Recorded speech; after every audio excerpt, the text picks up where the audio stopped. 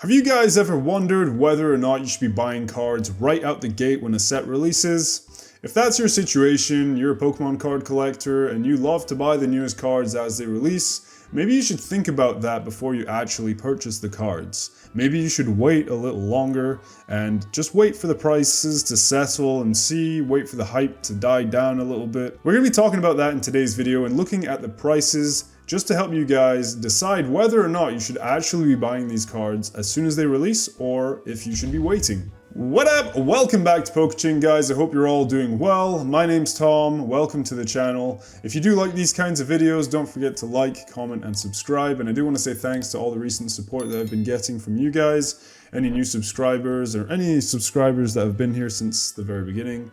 Thank you so much for your support. I really do appreciate it. And every single one of you guys counts. Really, you do. So thank you so much for that.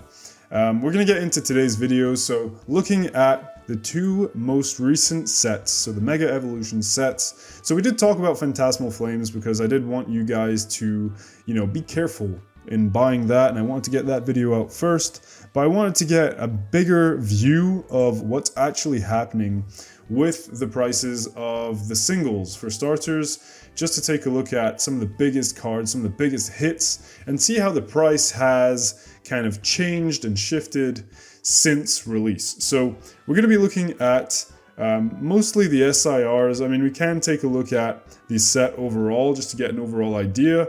We do have these Bulbasaurs here from Illustration Rares. One is the box topper, which has the Mega Evolution stamp on it.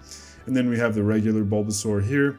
So let's just take a look at these guys because they are pretty popular cards. So as it released, it was around $50 for this Bulbasaur, and it rapidly kind of fell off. And now we're sitting at, we're almost at $15 for the cards. So prices have significantly dropped on that Bulbasaur. And sorry, it keeps scrolling up here every single time I click off. For some reason, I don't know, maybe it's just to make my life difficult, but hey, we're gonna get down to we are gonna get to the bottom of this, that's what I want to say. Looking at the Ivysaur, so this was actually going as high as $70 apparently, $68, and then it really kind of quickly fell off. Now it's around $20 for this card. Once again, massive drop off there.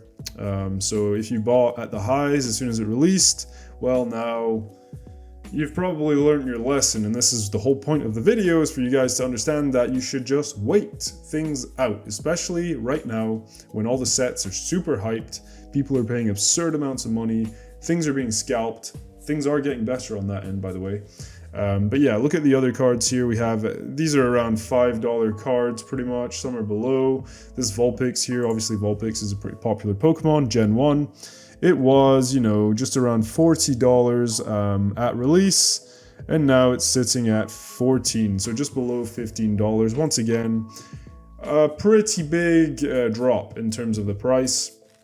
$2, almost $2, $3, all these cards are pretty cheap cards, guys. So if you do want them as, there's a specific card that you really like, it might be worth just buying it as a single rather than opening the product. I know opening stuff is fun. I absolutely love opening booster boxes, and I'm probably the worst person to be telling you this because I have opened expensive boxes where I could have just bought the singles, but I'm just trying to help you guys that are maybe, trying to be careful with your money like I am, and trying to be reasonable. And generally speaking, like in normal times when a booster box is like 115, 120, it makes sense. You can open it, you can just have fun and not worry too much. But right now you need to be, thinking about these things and being smart with your money. Anyway, looking at this Marshadow here, which has a Pikachu in the foreground, very, very cool artwork. It was around $40, then it spiked up to $80. And like we've seen with many, many, many cards in the past, it just drops right back off. And now it's $18. So if you paid $80 for this card, I'm sorry to say, but Marshadow burned your butthole. And there you go. Your money has been divided by 4.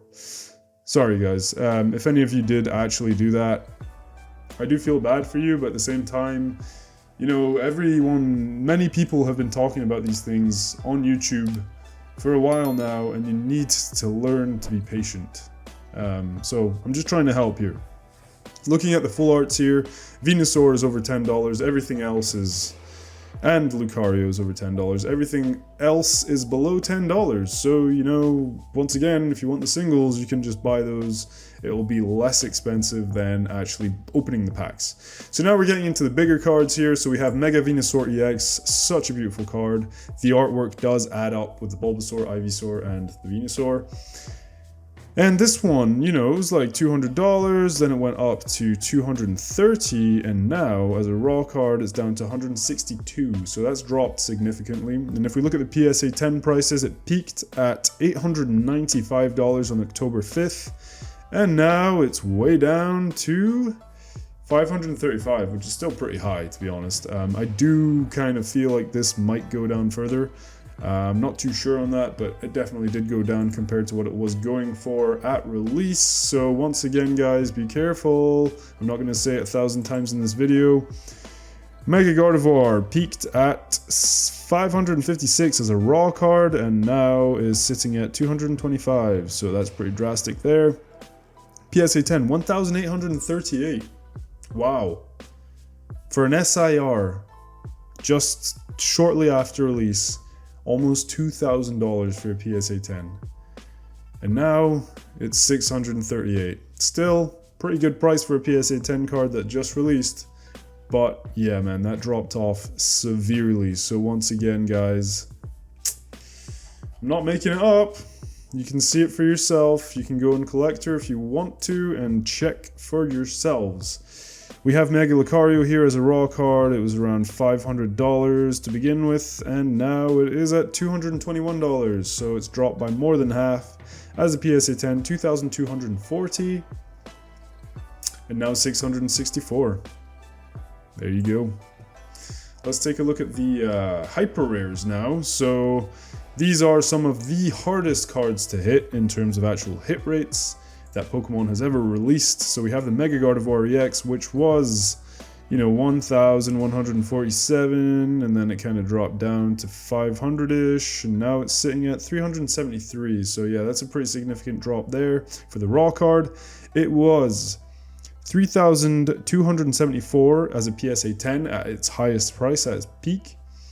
And right now it's sitting at 947. So that has gone down by a third. It's gone down, sorry, it's 3 times less valuable than it was. Even more than 3 times less. Sorry, I'm getting myself confused with my words here, but it's worth more than 3 times less than it was at release. And here we have the Mega Lucario, who did a bit of a wave here.